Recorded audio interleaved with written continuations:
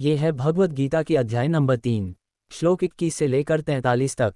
श्रेष्ठ पुरुष जो आचरण करता है, अन्य पुरुष भी वैसा वैसा ही आचरण करते हैं।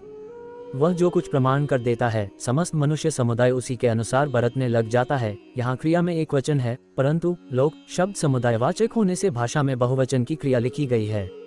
हे अर्जुन, मुझे इन तीनों लोकों में न तो कुछ कर्तव्य है और न कोई भी प्राप्त करने योग्य वस्तु अप्राप्त है, तो भी मैं कर्म में ही बरता हूँ। क्योंकि हे पार्थ, यदि कदाचित मैं सावधान होकर कर्मों में न बरतूं तो बड़ी हानि हो जाए, क्योंकि मनुष्य सब प्रकार से मेरे ही मार्ग का अनुसरण करते हैं। इसलिए यदि मैं कर्म न करूं तो ये सब मनुष्य नष्ट भ्रष्ट हो जाएं और मैं संकर्ता का करने वाला हूं तथा इस समस्त प्रजा को नष्ट करने वाला बनूं। हे भारत, कर्म में आसक्त हुए अज्ञानी जन जिस प्रकार कर्म करते हैं, आसक्ति रहित विद्वान भी लोक संग्रह करना चाहता हुआ उसी प्रकार कर्म करे।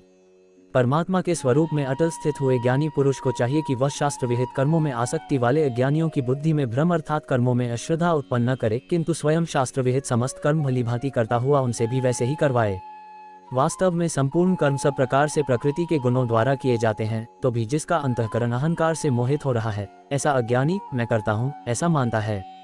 परंतु हे महाबाहो, गुण विभाग और कर्म विभाग त्रिगुणात्मक माया के कार्य रूप 5 महाभूत और मन, बुद्धि, अहंकार तथा 5 ज्ञानेंद्रियां, 5 कर्मेंद्रियां और शब्दादि 5 विषय, इन सब के समुदाय का नाम गुण विभाग है और इनकी परस्पर की चेष्टाओं का नाम कर्म विभाग है।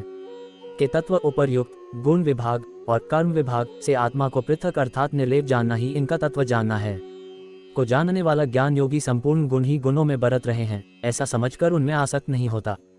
प्रकृति के गुणों से अत्यंत मोहित हुए मनुष्य गुणों में और कर्मों में आसक्त रहते हैं। उन पूर्णतया न समझने वाले मंदबुद्धि अज्ञानियों को पूर्णतया जानने वाला ज्ञानी विचलित न करे। मुझ अंतर्यामी परमात्मा में लगे हुए चित्त द्वारा संपूर्ण कर्मों को मुझ में अर्पण करके आशा रहित, ममता रहित और संताप रहित होकर युद्ध कर। जो कोई मनुष्य दोष दृष्टि से रहित और श्रद्धायुक्त होकर मेरे इस मत का सदा अनुसरण करते हैं, वे भी संपूर्ण कर्मों से छूट जाते हैं। परंतु जो मनुष्य मुझ में दोषारोपण करते हुए मेरे इस मत के अनुसार नहीं चलते हैं, उन मूर्खों को तू संपूर्ण ज्ञानों में मोहित और नष्ट हुए ही समझ। सभी प्राणी प्रकृति को प्राप्त होते हैं, अर्थात अपने स्वभाव के परवश हुए कर्म करते हैं। ज्ञानवान भी अपनी प्रकृति के अनुसार चेष्टा करता है, फिर इसमें किसी का हट क्या करेगा। इंद्रिय के अर्थ में अर्थात प्रत्येक इंद्रिय के विषय में राग और द्वेष छिपे हुए स्थित हैं। मनुष्य को उन दोनों के वश में नहीं होना चाहिए, क्योंकि वे दोनों ही इसके कल्याण मार्ग में विघ्न करने वाले महान शत्रु हैं। अच्छी प्रकार आचरण में लाए हुए दूसरे के धर्म से गुण रहित भी अपना धर्म अति उत्तम है। अपने धर्म में तो मरना भी कल्याणकारक है और दूसरे का धर्म भय को देने वाला है। अर्जुन बोले, हे कृष्ण, तो फिर यह मनुष्य स्वयं न चाहता हुआ भी बलात् लगाए हुए की भांति किससे प्रेरित होकर पाप का आचरण करता है। श्री भगवान बोले, रजोगुण से उत्पन्न हुआ ये काम ही क्रोध है। ये बहुत खाने वाला अर्थात भोगों से कभी न अघाने वाला और बड़ा पापी है। इसको ही तू इस विषय में वैरी जान। जिस प्रकार धुएं से अग्नि और मैल से दर्पण ढनका जाता है तथा जिस प्रकार जेर से गर्भ ढनका रहता है, वैसे ही उस काम द्वारा ये ज्ञान ढनका रहता है। और हे अर्जुन, इस अग्नि के समान कभी न पूर्ण होने वाले काम रूप ज्ञानियों के नित्य वैरी द्वारा मनुष्य का ज्ञान ढनका हुआ है। इंद्रियां, मन और बुद्धि ये सब इसके वासस्थान कहे जाते हैं। ये काम इन मन, बुद्धि और इंद्रियों द्वारा ही ज्ञान को आच्छादित करके जीवात्मा को मोहित करता है।